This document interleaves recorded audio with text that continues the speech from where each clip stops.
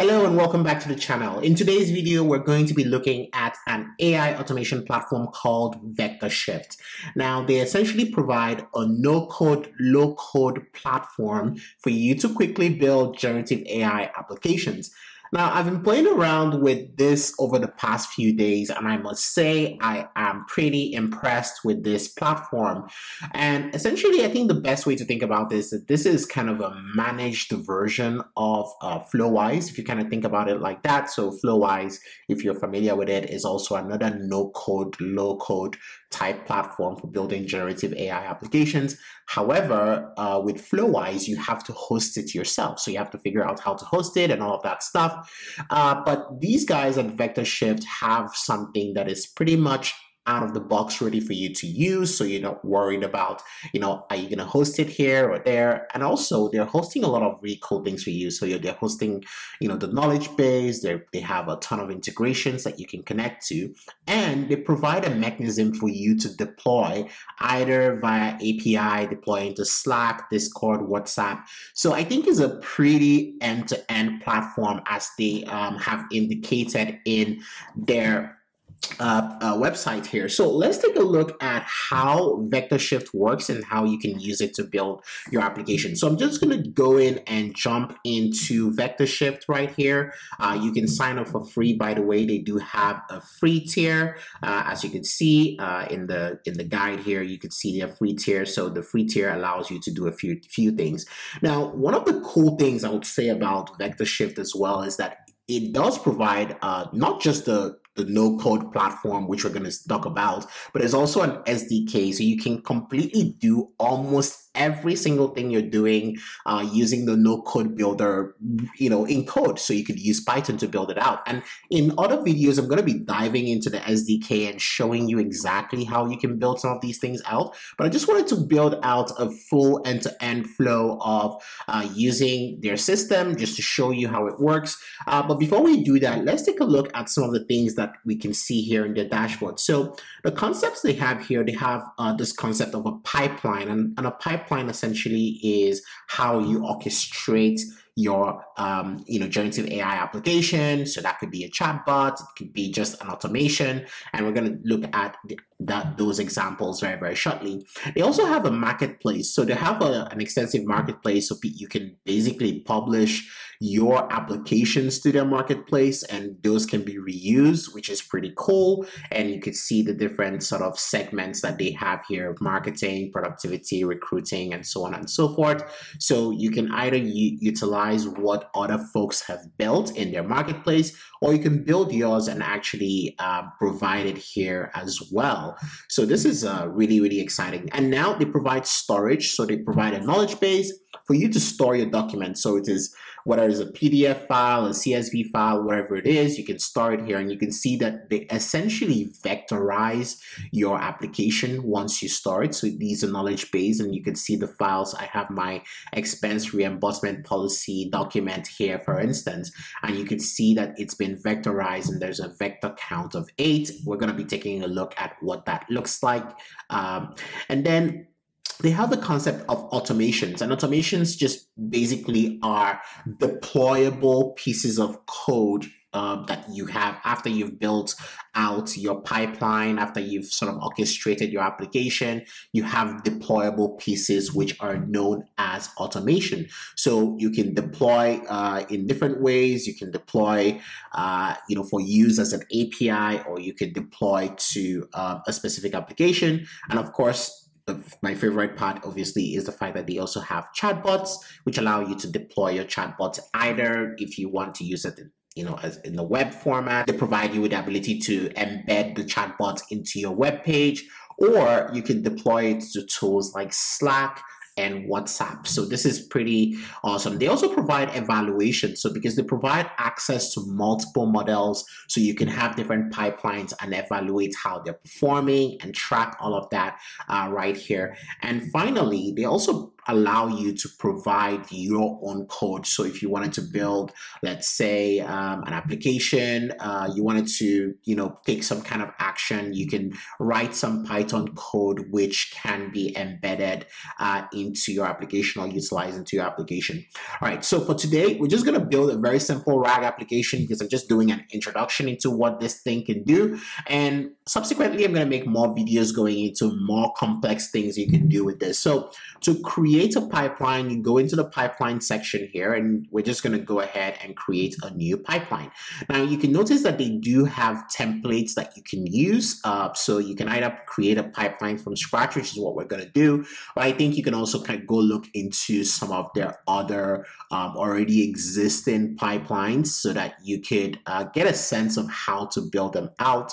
So you see pipelines for a chatbot, company report generator, or interacting with Google search, chatting with the CSV, and so on and so forth. So they have quite an extensive list of templates here which you can use, and there's different types of templates. There's search templates, there report generator templates, templates for searching Slack as an example, Discord, and so on and so forth. So all these are sort of different templates that you can work with as you are using Vectorshift. But for us, we're going to go ahead and start building a pipeline from scratch. So to do that, you create a pipeline from scratch. You just click on this button, and this brings you to this canvas. I'm going to just walk through what some of these things are in the canvas as we build it out.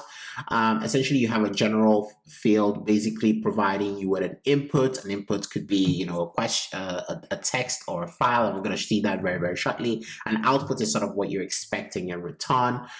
You can pull in text. You can also pull in other pipelines, and this starts to make this, a really sophisticated orchestration engine, in the sense that you can bring other pipelines into your existing pipeline. You can transform data using the Python code you've written. So maybe you want to take a piece of text and do some transformation using Python. You can do that right here using the transform. You can save files, and you can also add notes. And I like this because that allows you to annotate your sort of configuration as you go along the way, which is very, very important if you're using any visual builder, making sure that anybody who comes to take this over, can see exactly what's going on. Now, what is really exciting me about these visual builders is that it allows you to truly focus on the logic versus sort of the underlying boilerplate code you need to work with when you're sort of designing or building your own applications. I've made countless videos about using Python to build your own thing from the ground up. But as you start going into production, there are things that you may not want to sort of bug yourself with, and you can sort of outsource that to an organization like Vectorshift to kind of handle those sort of things, underlying stuff, boilerplate code and stuff like that. And you can just truly focus purely on your logic. They have access to a number of LLMs, so you can see OpenAI, Anthropic, Llama. So if you want to use sort of open source models, you can also use them. So they have some open source models here. You can see Mistral, Google Gemma, and they're moving very, very fast because I didn't expect Gemma to be here already. But so you can see some of these really sophisticated open source models that are right here, as well as the more established models that we use, including AWS, Google, Vertex AI, as well as Azure, which really makes this enterprise grade in the sense that you can get access to models that you bring, as well as the sort of the typical OpenAI, Anthropic, Cohere type models as well. We already talked about the knowledge base. You can search knowledge base, or you can provide access query to your knowledge base, so you can access information that you've stored. If you've uploaded a file or CSV, things like that. Now here's where things get really, really interesting. The most important thing when you're building an LLM application that's going to be used within an enterprise, or it's going to be used, is that you want to ground it in real data. So you want to integrate into systems that actually are being used by your organization. So here you can see a number of existing integrations. Now you can see Airtable, Discord, Gmail, Gcal, Gdocs, G Drive. So all the Google stuff there, HubSpot, Salesforce. So I'm pretty impressed with all the possible integrations you can have. And when you look at these two integrations here with Zapier, this sort of amplifies what you can do. So basically you can pull, thousands of integrations from Zapier into Vectorshift, as well as Make or Integromat, which they were called previously. They also have some data loaders, so you can load information from a file, from an API source, from CSV, from a URL, from a wiki, from YouTube, from Irvix for your papers or scientific papers. You can search Google, you can bring Git, u.com, and so on and so forth. So this just really gives you an array of different data sources that you can connect to your application. And then they also have this multimodal capability. So you can bring in things like image generation. I haven't tried this one out yet. So it seems like they have DALL-E, Stable Diffusion, and DALL-E 3. So those three are, the typical really cool ones you can have. So you can generate images directly from here. Now, this is also a cool one. You can have your speech to text using OpenAI Whisper.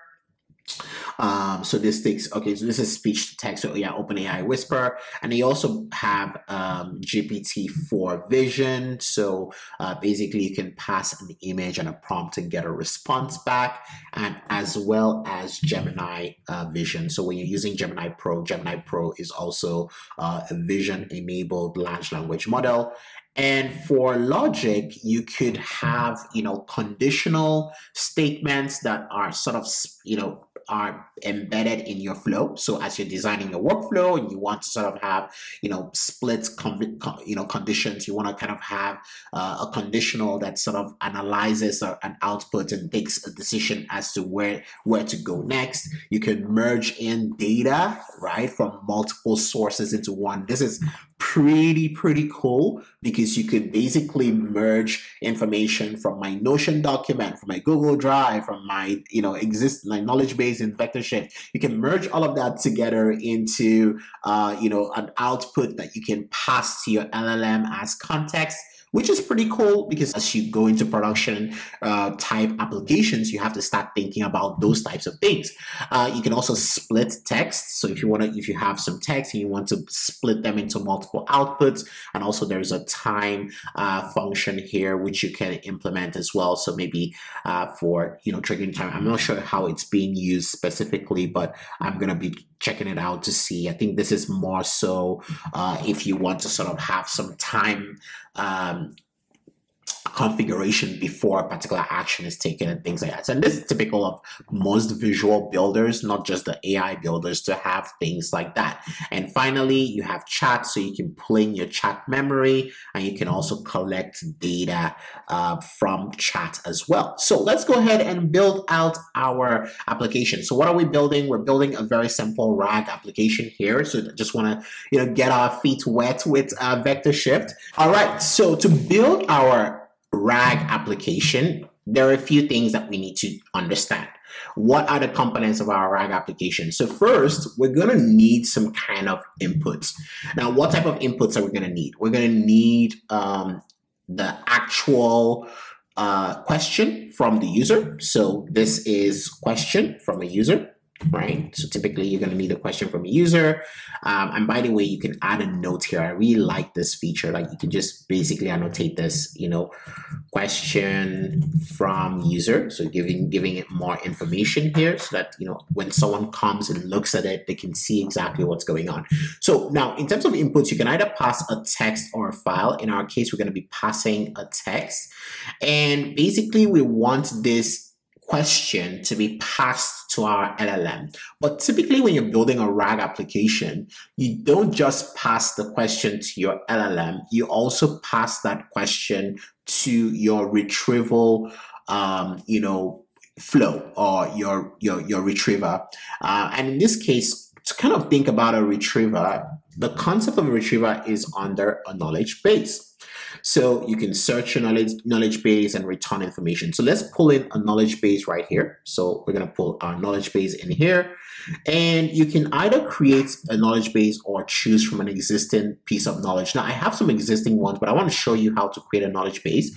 So to create a knowledge base, and a knowledge base basically is I upload a document or I upload information from different knowledge sources. They're vectorized and stored for me so that I can query them very, very easily. So you can see the knowledge base takes in a query. So let's create a new knowledge base right here. I'm going to call this YT expense policy documents. So this is for expense policies.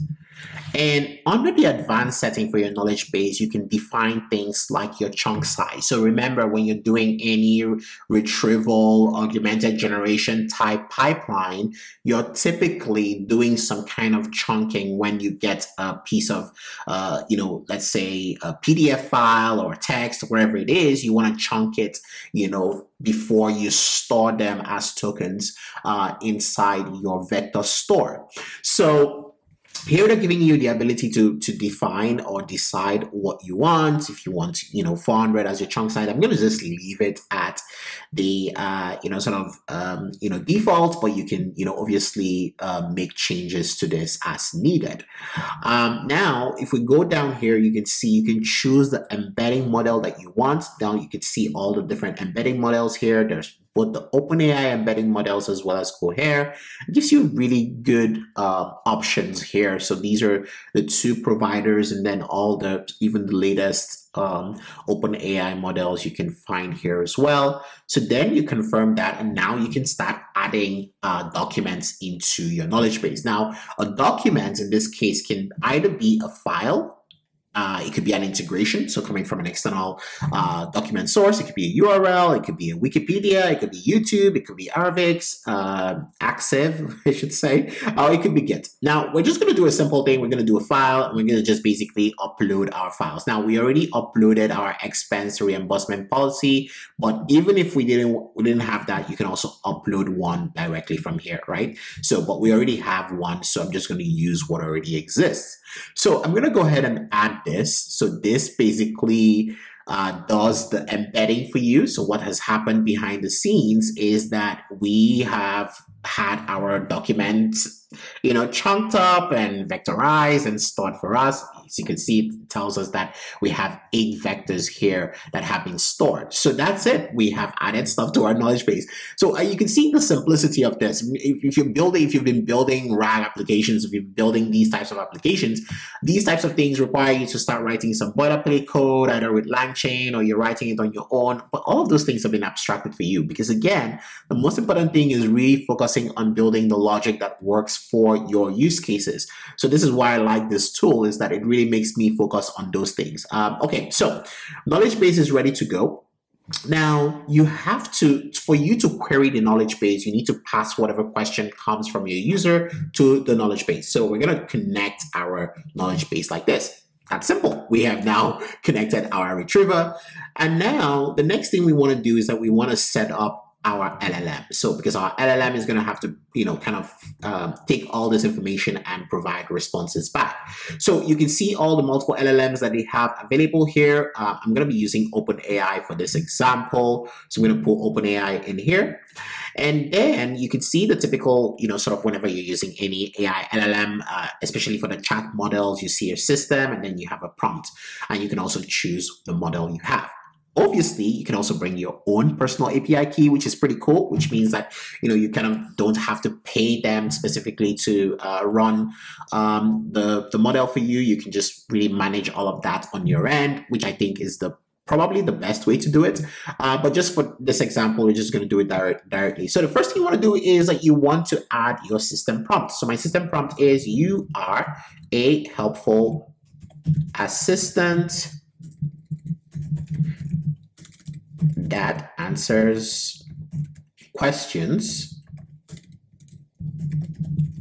about internal policy documents based on the provided context. Okay, so this is very important. So you're always going to be working based on provided context. Now, so people have different opinions about this. You can either pass your context into the system or you can pass it into the prompts. Now, I'm going to pass it into the system here. And to do that, what you need is a variable. So you need to insert a variable. So to do that, you see right here, there are these two curly braces right here. When you click on that, that allows you to insert a variable. Now you can give your variable a name. So I'm going to give my variable a name called context because that's what I'm looking for. Now, this context is going to come from our knowledge base reader. So we're going to pass in the results of whatever the retrieval, whatever documents were retrieved or whatever context were retrieved, those results I want to pass into my context. And that's it. I have my context right there. Now, we also want to pass the question itself into the LLM. So the question that is coming in needs to be passed in. So you're passing the context, but you also need to pass the question.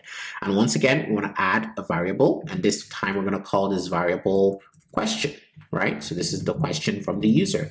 And we're going to pull this question in. So you see, this is pretty cool. We're going to pull this question in here. And as you can see, we have the question going both to the retriever as well as to the LLM. So the input provides the question, but also provides a way to retrieve document which is passed in as context over here. So then once all of this is provided, the next thing we want to do is we want to provide an output, and the outputs can be put here. So our output would be an answer. So an answer is our output, and we're going to pass that output, that response into the output like this. And that's it. That's it. We've built a RAG application. In a few steps, we've built a quick RAG application. I'm going to go ahead and save it. I'm going to call this YT expense policy RAG application and answers questions about an expense policy. Okay. All right. Now you can also, sort of add usernames and things like that. And like all I need to do is just save this for now. So let's save this. So we now have this ready to go. Now to test out our pipeline, we go to run pipeline, and there are two ways you can test it. There's a standard and there's a chatbot interface for you to test it. Now I'm going to just increase this just a little bit, and I can just ask the question, what is the policy on meal reimbursement? So I'm going to ask that question, and we're going to run our pipeline. So now what we expect is our retriever is going to provide some kind of information. And as you can see, the policy includes the following. So it gives us information on the policy. Now, if you kind of look back, it also provides some sort of status of each node that has run. So all these are called nodes. If you're kind of familiar with visual building, that's what they're called. So we have the input node says the output status was correct. The knowledge base says output status ran successfully. And it also tells us exactly what happened here, the output that is coming directly from this. And finally, the information is provided out to us as an output like this. Now you can see right here inside our answer in the standard chat, it works this way, but we can also do the same thing with a chatbot. So again, I provide a question. Hey, what is the policy on personal vehicle use for work? So again, you have a chatbot that is right here ready to go for you. It's going to do something very, very similar. It provides the information based on what's returned in the knowledge base. So this is pretty cool. Like we have all of our information ready. We've done this. We can save this particular pipeline, and now it's ready to be deployed. So now you have to choose how you want to deploy this application. So you can either deploy it as a chatbot, or you can deploy as an automation. Now I'm going to choose to go with a chatbot route. So I'm going to go with chatbot, deploy as a chatbot, and there you can give your chatbot a name. So I'm going to call it an expense policy bot is what we're going to call it. Helps answer questions on expense policies. Okay, policies. And you can also go into your pipeline configuration. So this was our pipeline. So basically that's cool. And then you can save. So once you save, then you can go into functionality, and you can see it right here. This is the functionality showing you exactly how your application works. And within functionality, you can give it, give your chatbot a name. You can do some things. You can give it some styling, especially if you're going to be using it as a web application or in your web application. And then you go into export. And this is the pretty cool part. And this is something that is really, really awesome, is that you can share this chatbot directly as a URL. So if I hit deploy, for instance, I can just basically use this link to make this chatbot available to folks directly, which is pretty awesome. So you can ask questions, let's say just say hey, and it's deployed. It's out there, and you can share this with folks, and people can use this. Tell me about the expense policy on travel, as an example. And again, it's going to go ahead and find information about that and, return that as an assistant, provides a response back, which is pretty cool and pretty awesome. Now, the other things that get me super excited is that you can also embed this into your application. So in the header section of your application, you can embed it, whether you're using Squarespace framework. So you might be building a customer experience application, and you can just embed that real quickly right in there. So this really is an end-to-end thing. It's not really leaving you halfway there. It's really taking you all the way. You can also deploy this to WhatsApp. If you have Twilio, you can make the API available for your app. So you can see here, you can run the chatbot, you can fetch the chatbot, delete conversations, all of that stuff. So you can use this right inside your application. But what gets me super, super excited is that you can deploy it to Slack. And the way you deploy it to Slack is either by connecting your Slack account, which I already have done. So I have my Slack account here, Prompt Circle main. And if you see that I have my vector store is now, my Vectorshift, application has now been installed into Slack. And now I can deploy to Slack. Or you can also bring your OAuth token of your existing application in Slack and make it available to it. So this is truly, truly the special thing about this. It's not just a builder. It allows you to deploy pretty quickly. And we're just pretty much deploying an application that, just in a few minutes. So I hit the deploy to Slack, and that's it. It's deployed to Slack now. So if I go to Slack and go to my Vectorshift application and ask the question, tell me the expense policy on meals, now it's going to be able to go pull that information in, run my pipeline, and pull that information into Slack. So as you can see, there we have it. We've deployed our full application into Slack. I think this is probably one of the best applications I've seen at, or platforms I've seen at helping you go from design all the way to production, or all the way to deployment in just a few steps. Very, very simplified. Now I'm going to be making more videos on this because I'm truly excited about using this. I think, obviously you don't have to reinvent the wheel all the time and build everything from scratch. If you know what you're doing, you can pull information from different sources. You can even build out your own sort of RAG process and bring it in here as a pipeline and stuff like that. I'd encourage you to check it out. I'm going to put the link in the description for how you can sign up for a free version. Check it out, see what it looks like. Until next time, do have a great one. Cheers.